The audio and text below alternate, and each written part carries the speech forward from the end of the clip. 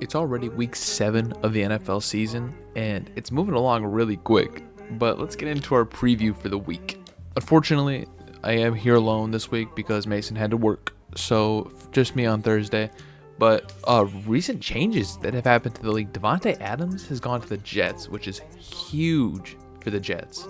And I don't know how that's going to affect the Raiders. They're losing, obviously, the top-end wide receiver, but they're getting a second for him. So, for the future of the Raiders is going to help. Current Raiders, who knows? Jacoby Myers' production could go up a bit, seeing he's probably the wide receiver 1 now. Brock Bowers he's already getting all the targets, but he might start getting more. But then for Jets receivers, obviously, they're probably all going to everyone's going to go down a little bit because they have one more person to share targets with who's going to probably be their wide receiver 1, seeing as him and Rodgers already do have chemistry. And also the backs could see a little less production if the passing game gets going with Adams. And Amari Cooper goes to the Bills, which is huge for his career considering he had Deshaun Watson throwing the ball to him, which that's just awful. But now on the Bills, he has Josh Allen, who is a higher end, if not he's either like a top 10 or at times like a top 3 quarterback in the league. It just comes down to the week, really. But this is going to be huge for Amari Cooper. Expecting fantasy to see his stats shoot up because he is a competent quarterback now. And the other Bills receivers are probably going to go down a little bit considering they're going to be bumped down in terms of the depth chart. Assuming Amari Cooper's going to be the wide receiver 1, which I don't see why he wouldn't be. This could also see Josh Allen's production go up, seeing as now he has another proven wide receiver finally to throw to, which he's actually been faring really well with a bunch of the younger. And if you have Deshaun Watson in fantasy, first of all, I don't know why you do to drop him, but if you do and you need to play him, I'm sorry because he loses a big target. So yeah, but again, I don't know why you would have him.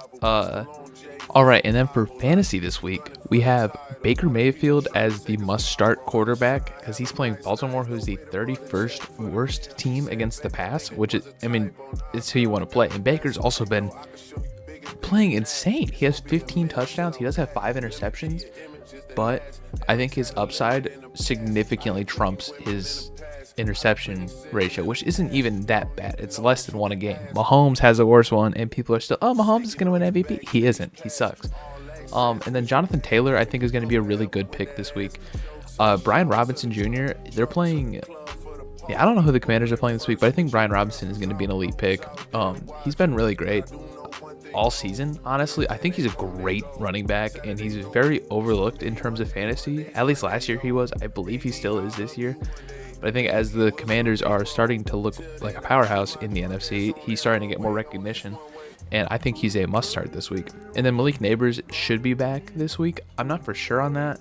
So if he's not in, I wouldn't start him. I would honestly start someone else because why would you play someone who's out? But the Giants have an easier matchup this week in terms of passing against the Eagles. And, Neighbors, he's been putting up crazy numbers all season. So it's just safe to assume that he's going to continue that trend once he comes back. Wide receiver 2, I'm saying T. Higgins is who you're going to want to play this week. Bengals play the Browns. Browns defense is hit or miss every week. They either let up like a billion points or they hold them they held the Eagles to a 4-point win, which I will say though, the Eagles aren't good. We've been saying on the channel that the Eagles are heavily overrated, and people have still been saying, the Eagles are a Super Bowl. They're not. They don't look good.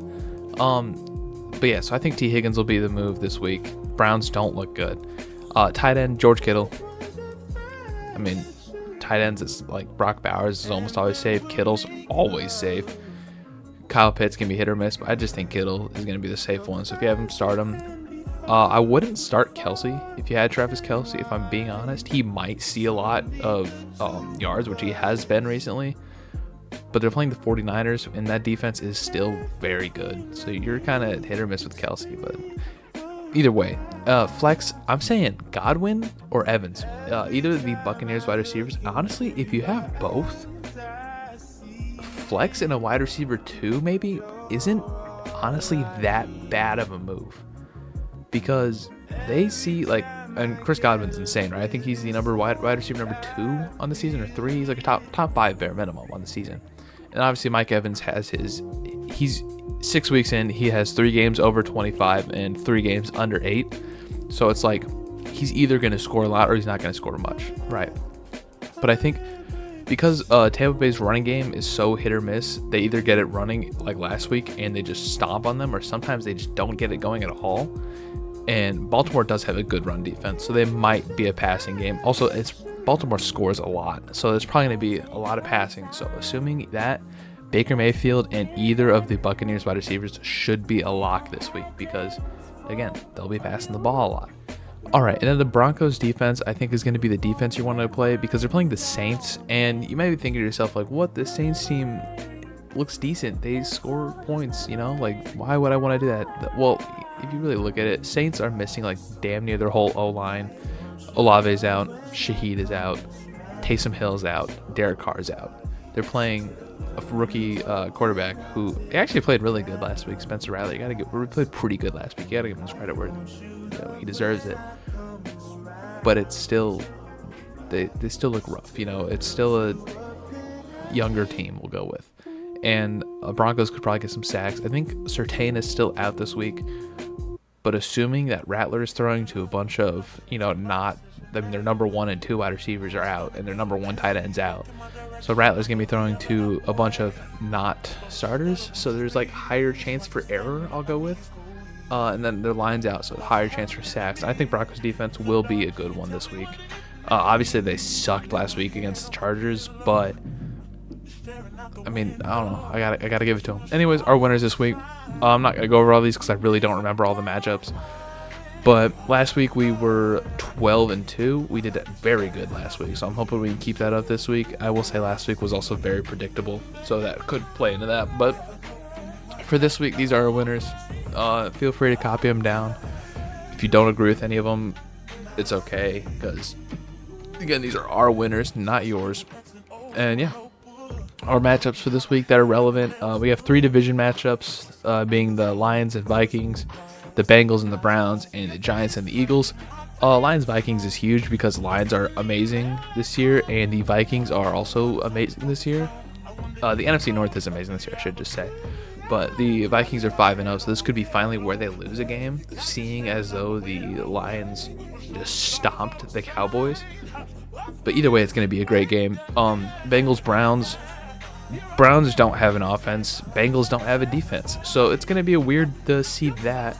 The Browns have a good defense and Bengals have a phenomenal offense. So again, it's going to be a weird game. I think the Bengals should win that, but who knows? The Eagles and Giants honestly could go either way. Giants don't look great, but the Eagles also don't look great. So good games. Chiefs 49ers obviously is going to be a Super Bowl rematch. This can be a great game. Cowboys and the Texans will be really good. Cowboys and the Texans. Packers and the Texans will be really good because, again, 2 great teams that people like to watch, and I love watching both those teams personally. Seahawks Falcons will be good. I'm a Seahawks fan, so I'm hoping they win. I really don't think they will. They've been kind of falling apart recently. I think they need to bench Geno Smith personally, but anyways, I think they're not going to win that game, sadly. And it's going to be good, though. It's going to be nice to watch because they're both good defenses and both good offenses. So at the end of the day, it'll be a good game. And then obviously the Bucs and the Ravens is going to be a phenomenal matchup. 2 teams with elite quarterbacks, MVP quarterback from the Ravens and Baker Mayfield. Call me crazy, he might be a future MVP because I think he's very good. And yeah, this week on Saturday, we have a video of Carson Palmer coming out at noon. Last week we did Emmitt Smith. It got very good views, actually. I think that's our second most, or potentially our best video on our channel right now. So this week we're doing Carson Palmer. Look out for that on Saturday at noon. And then finally, to cap it off, I do a thing every week where I'll be posting like little polls or whatever on the community tab. I don't really know how it works or if you see in your subscriptions or something, but I'll be posting those out every week, or every day, or I try to every day. I usually only get like 3 or 4 out a week, but every Tuesday on our recap videos, I post some of them, or post the polls in there. If you comment a hot take or whatever, I'll put that in there too. And yeah, we just like to involve the community. But yeah, thank you so much for watching. If you liked, watch, like, comment, subscribe. It's free. It helps us out a lot in the algorithm. More than you'd understand, actually, believe it or not. It really does. But yeah, if you like this, do all those. Live till the day you die if you do. And yeah, I'll be signing off now. So later.